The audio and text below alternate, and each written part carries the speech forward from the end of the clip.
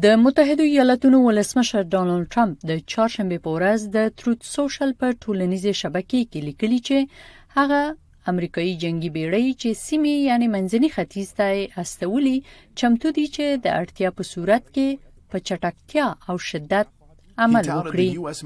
ټرمپ وویل چې په ایران باندې به احتمالي برید د 13 جون په میاشت کې د هېواد د اټومي وسلو د پراختیا په مرکزونو د امریکا د برید په پرتله ډیر بد وي.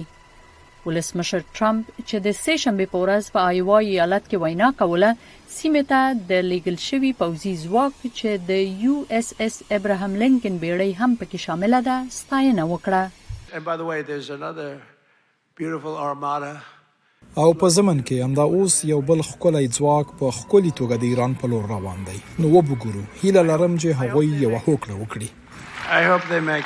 ولسمشر ټرمپ د ایران د اټومي وسلو د جوړولو د مخنیوي په تړاو د یوې هوکړې د ترلاسه کولو سربیره د ایران اسلام پاله واکمنانو ته خبرداري ورکړای چې د هغو لاریون کوونکو ډلهییزه وژنه ودروي چې د دسمبر په وروستیو کې د رژیم په وړاندې لاریونونه پیل کړي وو.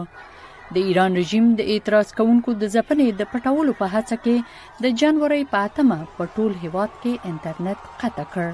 خو لا هغه راهیسې داسې ویډیوګانې خپرې شوې چې ښایي د حکومت امنیتي ځواکونه د دې میاشتې په لومړیو کې په لاریون کوونکو ډزې کوي.